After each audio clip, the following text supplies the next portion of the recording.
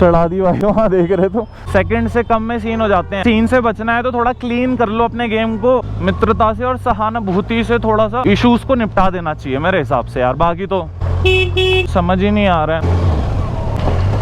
Break आगे लग रहा है, अगर आप पे भी अवॉइड करने का चांस नहीं, वो व्यक्ति अटक रहा है तो आपको भी अटकना पड़ेगा। दिक्कत का कारण बन जाता है, इस वजह से ओवरटेक करना मजबूरी पहाड़ी रास्तों पे, मोड़ वाले रास्तों पे, बिकॉज सामने वाला कॉन्फिडेंट नहीं है। आपका बहुत अधिक समय खपत हो सकता है उस व्यक्ति के पीछे बने रहते हुए सफर को तय करने में।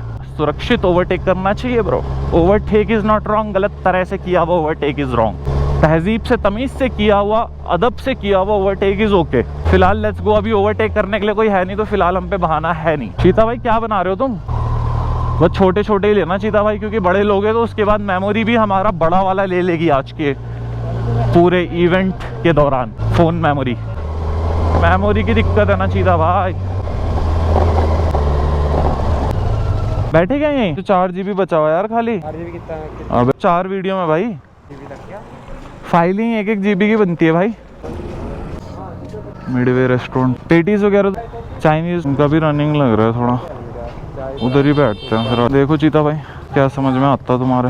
परांठे खा लो, पीछे पराठे तो भाई। वेज स्टीम में वेज मोमोज खा लेता हूँ। वेज थोड़ा अलग बनता है ना नॉन वेज से। एक वेज थोपा कर दीजिए ब्रो। जीने के लिए अति आवश्यक है भोजन करना। सुबह हो गई थी, बाहर निकल चुके हैं। लोकेशन पे जाने से पहले कुछ पेट में डाल लिया जाए, जो थोड़ा रक्त बढ़ा है शरीर में, थोड़ा सा मांस बढ़ा है, थोड़ा सा ऊर्जा बढ़ा है। फिलहाल मैं खा रहा हूँ वेज थोपा, और ये हैं हमारे शहंशाह। क्या खा रहे हो तुम? टेस्ट टेस्ट तो फूड आने के बाद ही होता है। अब तुम कहोगे भैया टेस्ट टेस्ट भी करा दो, तो टेस्ट टेस्ट कराने के लिए तो रुकना पड़ेगा ना ब्रो। चीता भाई कह रहे थे कि तुम्हारे लिए अब हम फूड ब्लॉगर भी बन जाएंगे। मेरे मन में एक विचार उठा कि तुम्हारे लिए हम फूड ब्लॉगर तो बन जाएंगे, पर अभी तक क्या थे बताऊं? क्या थे? थूथ ब्लॉगर। सेंस तो इस जिंदगी का भी क्या है? सेंस इस जिंदगी का भी कुछ नहीं है। ऑर्थोडॉक्स पीपल, ऐसी होती है उनकी शक्ल। मेरी ना जिंदगी 2 भागों में जी रहा हूँ चीता भाई मैं ना। एक तरफ मैं स्ट्रगल देख रहा हूँ अपना भी और दूसरों का भी, यानी कि दूसरों की कहानी से रिलेट कर रहा हूँ। पढ़ता हूँ लोगों के बारे में, किताबें पढ़ता हूँ, तो मानव जीवन के बारे में, मतलब कुल मिला के जीवन के बारे में चीजें पता चल रही है चीता भाई, है ना। तो उससे मैं रिलेट कर रहा हूँ। और दूसरी तरफ मैं देख रहा हूँ कि जिस स्थान में मैं पैदा हुआ, जो मेरी जन्मभूमि है, वहाँ के मैं नज़ारे देख रहा हूँ, तो मेरे को सूफियानापन जिसे कहते हैं ना, सुकून, आराम और कोजीनेस की फीलिंग हो रही है। यानी कि एक तरफ कंफर्ट है और एक तरफ है स्ट्रगल। अब मैं वो दोनों को थोड़ा थोड़ा कर रहा हूँ जीवन में।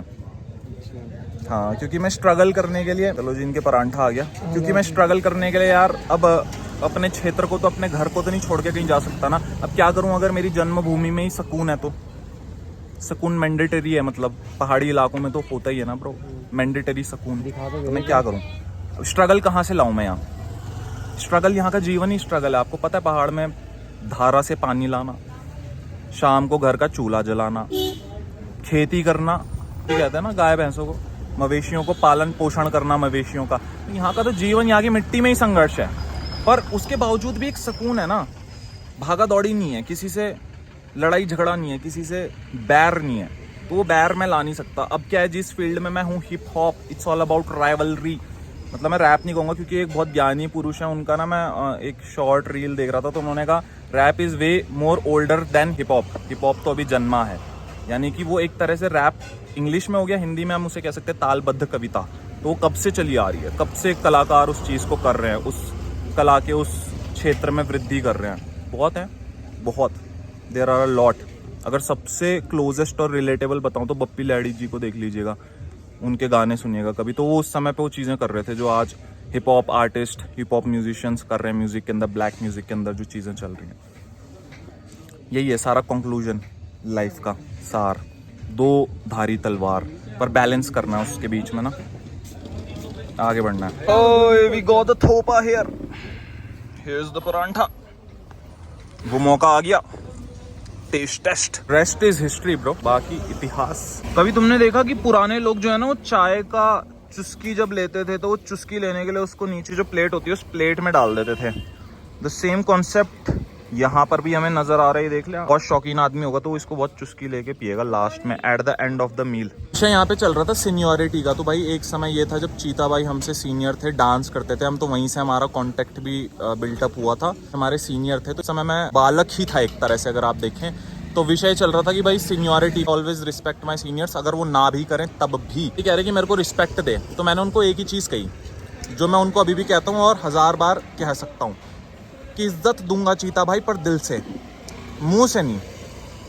मुंह तो व्लॉगिंग के लिए है ना, मुंह तो गंदा रहेगा ही थोड़ा, उसको तो शुद्ध नहीं कर सकता। दिल से पूरी इज्जत, दिल से पूरी इज्जत, दिल से दूंगा इज्जत, क्योंकि बहुत लंबा सफ़र है जो तय करके हम यहाँ तक पहुँचे। और एक उम्र के साथ साथ अनुभव का तकाजा भी होता है। दूसरी चीज़ होती है, जिस पेशे में थे हम, उस पेशे में तो आप सीनियर थे ही, तो सीनियरिटी तो बनती है।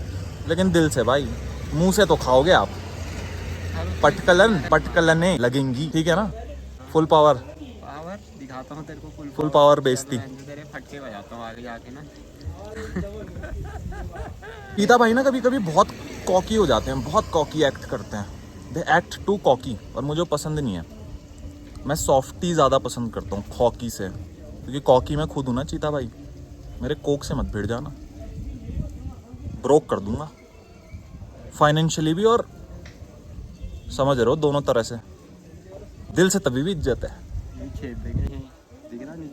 मेरे दांत जितने सफ़ेद है ना, इतना सफ़ेद मैं तुम्हारा वो कर दूंगा, चटका के चमका दूंगा, बिल्कुल पटका के यार कोई चमकाए, कोई नहीं, मैं जो बढ़िया करके चमकाए, पटका जैसे कि तू खुद हो रहा है। नहीं, मैं तो देने के लिए हो रहा हूँ। चलो ब्रो, लेट्स गो। पेट पूजा तो हो गई, अब करते हैं थोड़ा काम। आराम हो गया पूरा। धुंध जो है ना, वो भ्रमित करती है मानव को, उसको वास्तविकता से थोड़ा दूर ले जाती है। वास्तविकता ये है कि इस समय पे, ये देखिए इस पंछी की वास्तविकता देखिए। पंछी गया, मुझे नहीं पता आपको दिखा नहीं दिखा कैमरा व्यू के अंदर, पर ये पंछी जो था, ये इसकी वास्तविकता थी। इसका जीवन क्षण भर का। कितना सही तरह से मोड़ा मैंने उसका सहारा लेते हुए एलिवेशन का गाड़ी मोड़ी, स्ट्रेंथ ना वेस्ट हो, ताकि मेरी ढलान है। उससे तुम्हें लगेगा कि मैं अनाड़ी राइडर, अनाड़ी नहीं हूँ। 900 की ना एक पैदाइशी आदत है, जो कटिंग है, कटते वक्त मेरा हाथ जो है और ये जो टैंक है, ये दोनों ना चिपक जाते हैं। प्रॉपर यू टर्न आता है वहां पर, तो इसका कटिंग रेडियस जो है ना हैंडल का, उसमें थोड़ी सी मेकिंग में गड़बड़ी है, डिजाइनिंग में गड़बड़ी। मेरे मॉडल में नहीं, ये ऑलमोस्ट 900 के अंदर हर कोई फेस करता है। Z900 के अंदर the owner knows it better. जो भी ओन करते हैं उन लोगों से अगर आप जानकारी लें तो आपको यही पता चलेगा कि 900 की कटिंग के वक्त पूरा यू टर्न मारना पड़े। मोड़ों में 900 जो है वो थोड़ा सा हथौड़े की तरह पड़ती है तुम्हारे हाथ में और सर पे, क्योंकि भैया कटिंग के वक्त वो इतना दिक्कत देती है। हाथ ऐसे हो जाता है कई बार, पूरा हैंडल ना, हाथ यहाँ पे, सोचो जगह ही नहीं, अब मैं इसको कहाँ ले जाऊँ ना, लॉक हो जाता है। थ्रॉटल को घुमाएंगे कैसे, थ्रॉटल को ट्विस्ट रोल कैसे करेंगे, ये हाथ तो यहाँ पे लॉक है ना। वरना जहाँ पर एवरेज कट है वहां पर तुम्हारा भाई बहुत उमदा लेवल का लीन गेम खेलते हुए गाड़ी को आगे निकाल लेता है, तो वहां दिक्कत नहीं है। कहते पूरा एक्सट्रीम यू टर्न में पता ही नहीं चलता ना यार। पहाड़ में इतनी संकरी गलियां होती हैं कि 2 गलियां बिल्कुल अगल बगल चल रही होंगी, पर मार्ग, मंजिल जहां वो पहुंचाएंगी वो बिल्कुल भिन्न होती है। दैट्स व्हाई पहाड़ों में आदमी को ना मिराज हो जाता है, जैसे रेगिस्तानों में होता है।